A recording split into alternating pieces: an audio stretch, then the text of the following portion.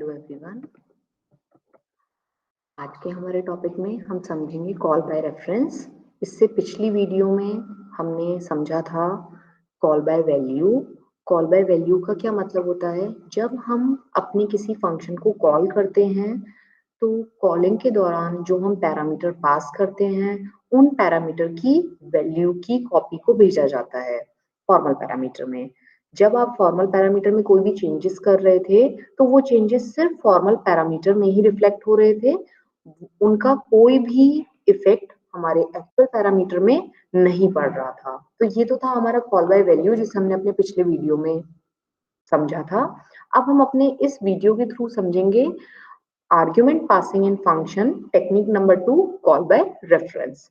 तो call by reference में क्या होता है, जब हम किसी भी फंक्शन को कॉल करते हैं तो कॉलिंग के दौरान जो पैरामीटर पास किए जाते हैं उसमें वैल्यू ना पास करके हम उन वेरिएबल्स के एड्रेस को यानी कि रेफरेंस को पास करते हैं।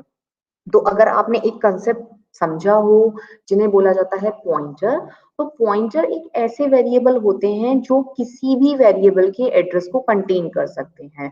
तो हमें अगर कॉल बाय रेफरेंस का यूज करना है तो यहाँ पे हमें अपना फंक्शन बनाते टाइम जो हमारे फॉर्मल पैरामीटर्स हैं उनको एज अ आपके पॉइंटर वेरिएबल डिक्लेयर करना पड़ेगा। तो यहाँ मैं कुछ थोड़े से चेंजेस कर रही हूँ इस प्रोग्राम में।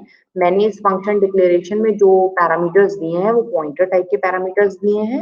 अब यूजर से हम 2 नंबर एंटर कराएंगे, उन नंबर को ए और बी में हम स्कैन कर लेंगे। जब इस फंक्शन को कॉल किया जाएगा तो जैसे कॉल बाय वैल्यू में हमने यहाँ पे वेरिएबल की वैल्यू को पास किया था, ठीक उसी तरह बस हम यहाँ पे वेरिएबल के एड्रेस को पास करेंगे। अब ये जो हमने एड्रेस यहाँ से पास किया तो फॉर्मल पैरामीटर में हम जो भी वेरिएबल बनाएंगे वो हमारे पॉइंटर टाइप के होने चाहिए, क्योंकि पॉइंटर ही ऐसे वेरिएबल हैं जो किसी भी वेरिएबल के एड्रेस को कंटेन कर सकते हैं। तो सेम ये जो हमने 3 लाइन लॉजिक लगाया था अब ये हमें with the help of pointer करना होगा। पॉइंटर बेसिकली आपका क्या करता है कि आपने जिसका भी एड्रेस पॉइंटर को दे दिया तो पॉइंटर वेरिएबल उस पर्टिकुलर वेरिएबल की वैल्यू को फॉलो करने लगता है। मतलब कि ये जो ए वेरिएबल है जो कि एक पॉइंटर वेरिएबल है, ये इस ए के एड्रेस पे जो वैल्यू है उसको पॉइंट करने लगेगा। तो अब होगा क्या, आप जो भी चेंजेस यहाँ पे इन पॉइंटर वेरिएबल के थ्रू करेंगे वो आपके इस ए के एड्रेस पे और बी के एड्रेस पे ही होंगे। तो कॉल बाय वैल्यू में क्या होता था, जब आप फॉर्मल पैरामीटर में कोई भी चेंजेस कर रहे होते थे तो वो चेंजेस सिर्फ यहीं पे ही एप्लीकेबल थे। अभी हम कॉल बाय रेफरेंस लगा रहे हैं तो चेंजेस रेफरेंस पे हो रहा है, एड्रेस पे हो रहा है। तो देखिए अब इस प्रोग्राम को रन करके देखते हैं कि आपको क्या डिफरेंस यहाँ पे दिखाई देता है पिछले वाले टाइप से। तो रन करते हैं। एक सेकेंड, यहाँ हमें लगता है कि हमसे कुछ गलती हुई है तो हम इससे बाहर निकलते हैं जरा। यहाँ हमें क्या करना है, हाँ जी ठीक है। तो अभी हमें इसको रन करके देख लेते हैं जी। तो हम यहाँ पे 2 यूजर से नंबर मांग रहे हैं तो 2 नंबर हम कोई से भी एंटर करा लेते हैं 7 और 6। तो देखिए आफ्टर स्वैप ये जो नंबर आ रहे हैं ये नंबर आ रहे हैं 6 एंड 7। ये आपका जो आफ्टर स्वैप जो दिखा रहा है ये कहाँ पे दिखा रहा है, आपका फंक्शन डेफिनेशन के अंदर।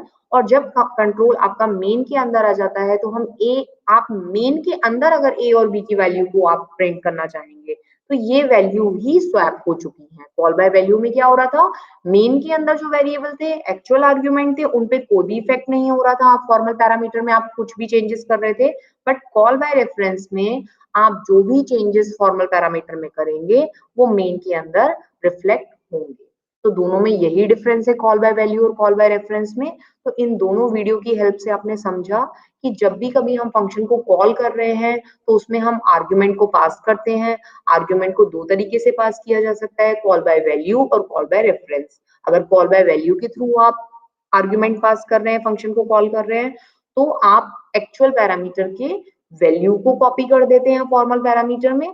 कोई भी चेंजेस अगर आप फॉर्मल पैरामीटर में करेंगे तो वो आपके रिफ्लेक्ट नहीं होंगे मेन के अंदर। बट यही अगर हम कॉल बाय रेफरेंस की बात करें तो जब किसी फंक्शन को कॉल किया जाता है तो आप उस पर्टिकुलर एक्चुअल पैरामीटर के एड्रेस को पास करते हैं। अब जब हम एड्रेस को पास करेंगे तो हमें यहाँ पे पॉइंटर वेरिएबल चाहिए होंगे। आप जो भी चेंजेस करेंगे पॉइंटर वेरिएबल के थ्रू, वो चेंजेस आपके एक्चुअल पैरामीटर के एड्रेस पे होंगे। तो आप जब मेन के अंदर उन वेरिएबल को कॉल करेंगे तो आपको चेंज वैल्यू मिलेंगी। तो आज की इस वीडियो में इतना ही। आगे आने वाली वीडियो में हम रिकर्सन के कंसेप्ट को समझेंगे। तब तक के लिए keep watching. Thank you very much.